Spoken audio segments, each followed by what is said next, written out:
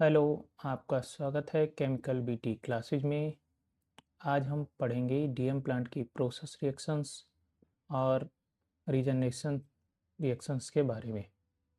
कि DM plant में हम जब प्रोसेस करते हैं, नॉर्मल प्रोसेस जैसे रहती है, तब क्या रिएक्शंस होती हैं कैटायन में और एनायन में।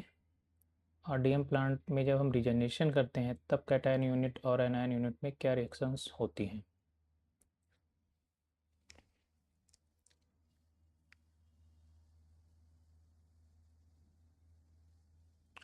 कैटायन यूनिट में हमारी जो रिएक्शंस होती हैं, उनमें जो मिनरल्स होते हैं वो रेजिन से एडजॉर्ब हो जाते हैं। रेजिन से एडजॉर्ब होने के बाद एसिड का फॉर्मेशन होता है।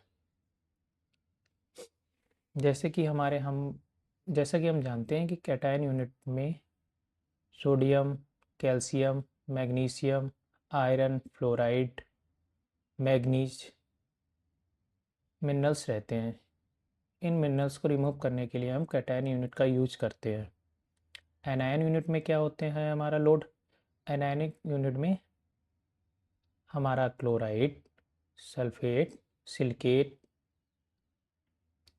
ये सारे एनायन यूनिट में लोड रहते हैं। CO2 डिगैसर में रिमूव होती है हमारी। अब डीएम प्लांट जो लगाया जाता है, उसमें हम मिनरल्स को ही रिमूव करते हैं। कैटायन, एनायन और मिक्स वेड यूनिट में रिमूव होते हैं। जो डिजॉल्व गैसेज होती हैं वो हमारी कैटायन यूनिट, एनायन यूनिट, साथ ही साथ डिगैसर में भी रिमूव होती है। CO2 है जो डिगैसर टावर में हमारी रिमूव होती है। PSF और ACF लगाते हैं।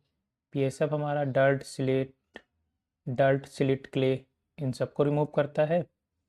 जबकि ACF जो है वो organic fouling, chlorine, oil, grease, इन सबको रिमूव करता है। अब हम समझते हैं कि जब डीएम प्लांट में कैटायन यूनिट प्रोसेस में है तो वो कैसे वर्क कर रही है। एक्चुअल में होता क्या है कि हमारा जब वेसल में ऊपर से पानी इन करता है और नीचे से पानी आउट करता है,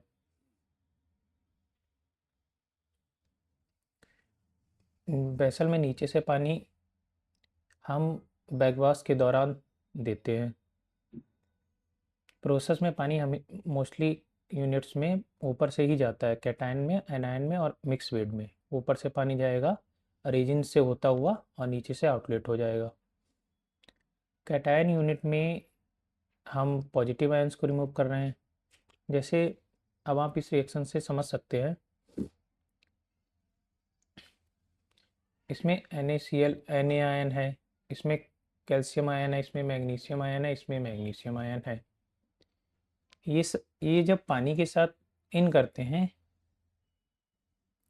ये जब पानी के साथ इन करते हैं, तब ये रेजिन का जो बेड होता है उस पर एडजॉर्ब हो जाते हैं। क्योंकि हमने आपको बताया था जो डीएम प्लांट में प्रोसेस होती है वो एडजॉर्प्शन प्रोसेस होती है और आयन एक्सचेंज होता है।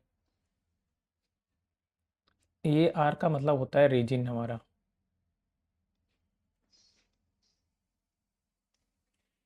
रेजिन अपने साथ H आयंस को रखता है। अब रेजिन अपने साथ जब H आयंस को रखता है, नॉर्मल प्रोसेस के दौरान sodium, calcium, magnesium, fluoride, iron, manganese, ये सारे रेजिन पर एडजॉर्ब हो जाएंगे। जैसे आप समझ सकते हैं, रेजिन ने अपने साथ किसको एडजॉर्ब कर लिया? सोडियम को। रेजिन ने अपने साथ किसको एडजॉर्ब कर लिया? कैल्शियम को। रेजिन ने अपने साथ किसको एडजॉर्ब कर लिया? मैग्नीशियम को। रेजिन ने अपने साथ किसको एडजॉर्ब कर लिया? मैग्नीशियम को। इस प्रकार जो मिनरल्स हैं वो रेजिन पर एडजॉर्ब हो गए हैं। और जो हमारा H आयन है वो हमारा क्लोराइड, सल्फेट, कार्बोनेट को अपने साथ ऐड कर लेगा और एसिड का फॉर्मेशन करेगा। जैसे आप देख रहे हैं, इसमें HCl एसिड बना है, इसमें HCl बना है, इसमें H2SO4 बना है, इसमें कार्बोनिक एसिड बना है। अर्थात कैटायन यूनिट में सर्विस के दौरान हमारे जो मिनरल्स हैं वो रेजिन पर एडजॉर्ब हो जाएंगे और एसिड का निर्माण करेंगे।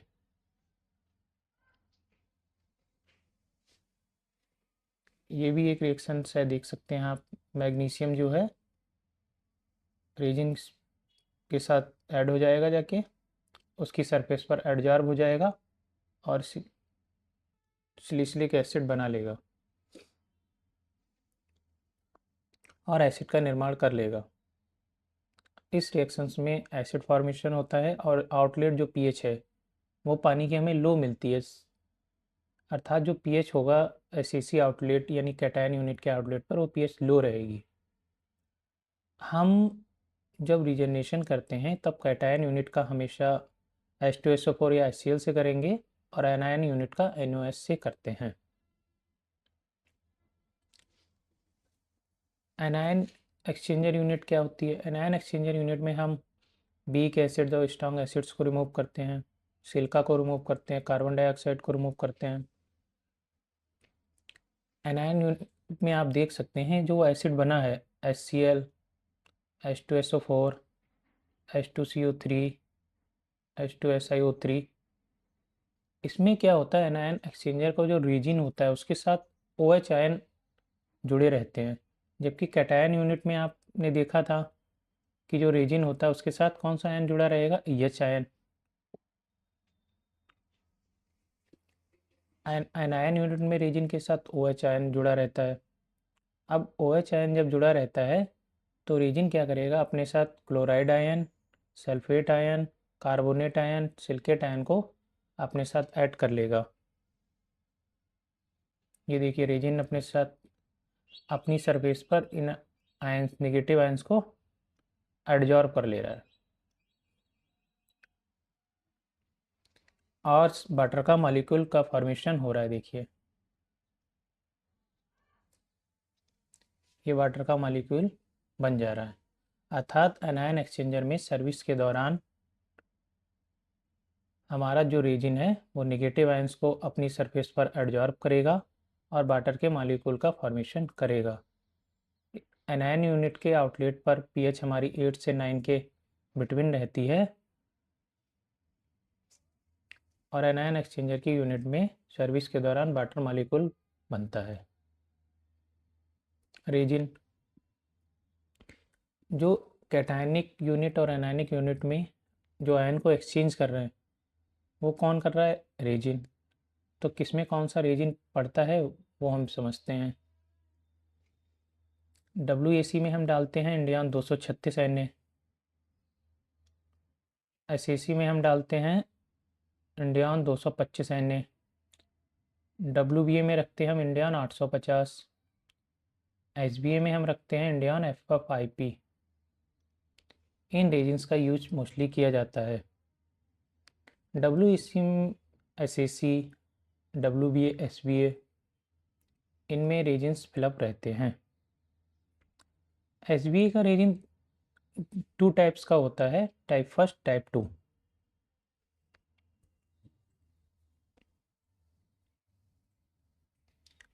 अब हम समझते हैं कि कैटायन यूनिट और एनायन यूनिट को रीजनरेट कैसे करते हैं।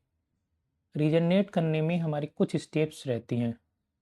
जैसे सबसे पहले हम इंटरफेस करेंगे, बैकवॉश करेंगे, फिर इंजेक्शन करेंगे यानी एल्कली और एसिड को देंगे, फिर उसका स्लो रिंस करेंगे, फिर फाइनल रिंस करेंगे, फिर फाइनली सैंपल चेक कराएंगे, फिर यूनिट को लाइन में लिया जाएगा। रीजनरेशन रिएक्शंस जो है वो आयन को रिप्लेस कर देंगे।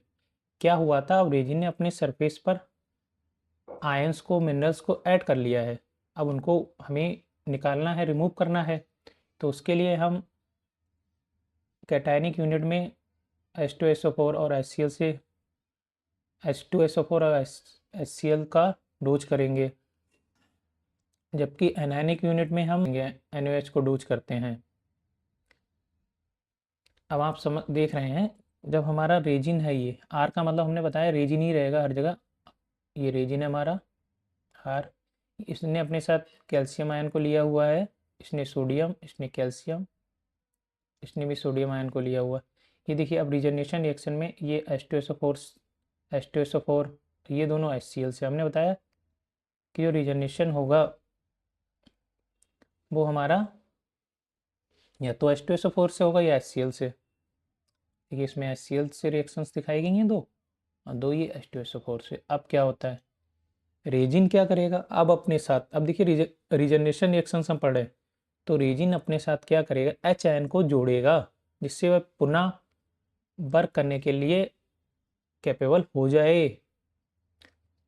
फिर से हम समझते हैं, रेजिन क्या करेगा, अपने साथ H आयन को जोड़ेगा कैटायन में, और एनायन में रेजिन अपने साथ OH आयन को जोड़ेगा जिससे वह पुनः वर्क करने के लिए कैपेबल हो जाए।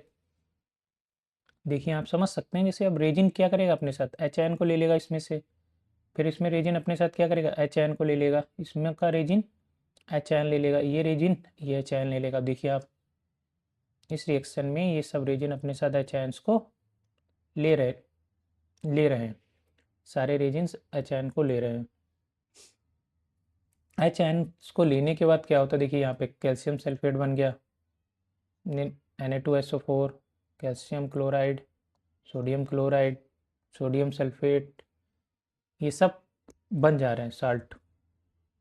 अब आप समझ सकते हैं कि रीजनरेशन रिएक्शंस में क्या होगा, रेजिन्स क्या करेंगे, जो मिनरल उसकी सतह पर एडजॉर्ब हैं उनको रिमूव कर देगा और H आयन को ले लेगा।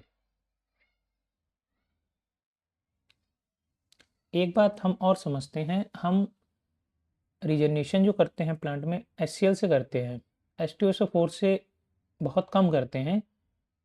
बहुत कम प्लांट में इसका यूज किया जाता है H2SO4 का, क्योंकि HCl जो है वो प्रेसिपिटेशन की प्रॉब्लम्स को एलिमिनेट रखता है, उसकी प्रॉब्लम्स को नहीं होने देता। देखिए आप H2SO4 की रिएक्शन में कैल्शियम सल्फेट और ये सोडियम सल्फेट जो बन रहा है, ये रेजिन की बीड जो होती है उस पर प्रेसिपिटेट कर जाता है, और जिससे हमारा जो एसिड का डोज करेंगे वो ज़्यादा होगा।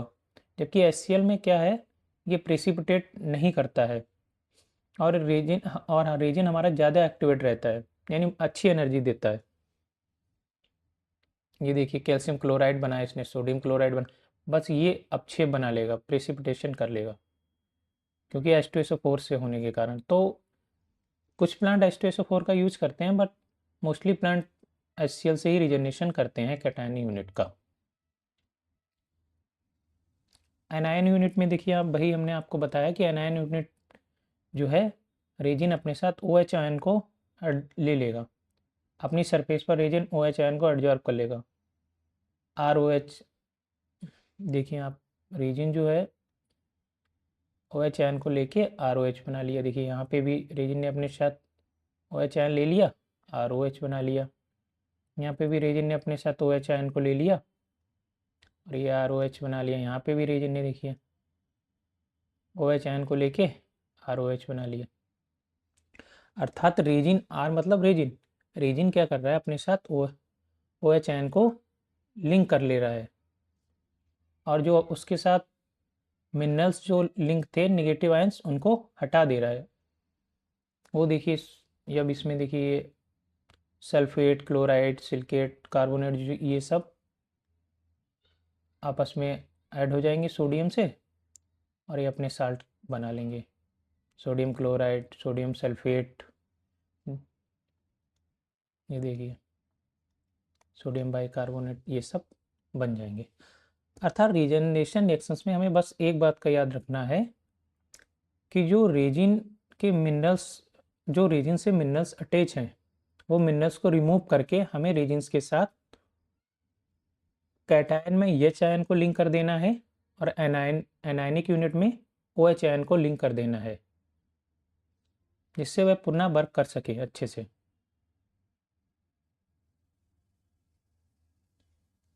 अब रेजिन एक्चुअल में होते क्या है, रेजिन जो है वो SAC का जो रेजिन है वो 6 to 8% divinyl benzene cross linked is used. SAC का जो रेजिन है वो 6 to 8% divinyl benzene cross link में यूज किया जा रहा है। ये क्या होते हैं, बीड लाइक प्रोडक्ट्स होते हैं जिनमें अलग अलग ग्रुप ऐड रहता है। जैसे एसएसी के रीजन में सल्फोनिक एसिड ग्रुप जो है वो क्रॉस लिंक्ड रहेगा स्टायरीन फ्रेम के साथ में, जबकि एसवीए के रीजन में हम देखते हैं कि क्वार्टरी अमोनियम ग्रुप, देखिए अमोनियम ग्रुप जो है वो स्टायरीन फ्रेम के साथ ऐड रहेगा, यानी क्रॉस लिंक्ड में अटैच रहेगा। इसमें देखिए किस एसएसी में सल्फोनिक एसिड जो है वो स्टायरीन फ्रेम के साथ क्रॉस लिंक्ड में अटैच रहेगा। ये रेजिन एक बीड लाइक स्ट्रक्चर होता है, इसमें मॉइस्चर का भी ध्यान रखा जाता है और ये एडजॉर्प्शन प्रोसेस पर रेजिन वर्क करते हैं। इनमें अलग अलग ग्रुप्स ऐड रहते हैं, जैसे एसएसी के रेजिन में सल्फोनिक, डब्ल्यूएसी में कार्बोक्सिलिक, एसबीए के रेजिन में अमोनियम ग्रुप, और ये स्टायरीन के की जो फ्रेम होता है क्रॉस लिंक्ड उससे अटैच रहते हैं। एरोमेटिक हाइड्रोकार्बन्स भी होते हैं, उनसे भी ये रेजिन बनते हैं, अटैच रहते हैं ग्रुप्स।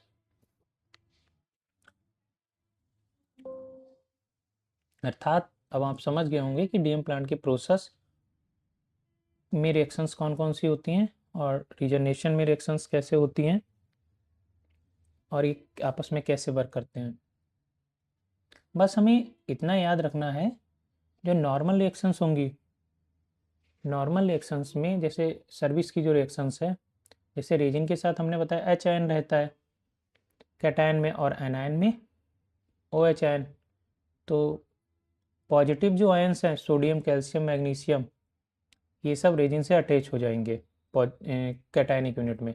कैटायनिक यूनिट में जो सोडियम, कैल्शियम, मैग्नीशियम है वो रेजिन के साथ अटैच हो जाएंगे और एसिड का फॉर्मेशन करेंगे कैटायन यूनिट में। एनायन यूनिट में क्या होता है, एनायनिक में जो एसिसी के आउटलेट के बाद जो एसिड्स बने हैं उनके जो chloride, sulphate, carbonate, silicate ions हैं वो सारे रीजन की सरफेस पर एडजॉर्ब होंगे और वाटर का मॉलिक्यूल्स का फॉर्मेशन कर लेंगे। इसीलिए एसएसी को हम पहले लगाते हैं और एनायन यूनिट को बाद में, कि जिससे हमारी जो वाटर की पीएच लो हुई है एसएसी में वो एनायन यूनिट में आके रिकवर कर जाए। उसके बाद हमने आपको बताया था कि रेजिन्स कौन कौन से यूज करे जाएंगे और फिर इनकी रीजनरेशन रिएक्शंस में थोड़ा सा बस ध्यान रखना है कि जैसे हमने जो नॉर्मल सर्विस रिएक्शंस में रेजिन्स के साथ मिनरल्स को ऐड किया था उनको हम हटा रहे हैं, उसकी सरफेस से एडजॉर्ब जो किया था रेजिन ने उनको हटा रहे हैं। अब उनके साथ हमें एच और ओ एच आयन को अटैच कर देना है बस।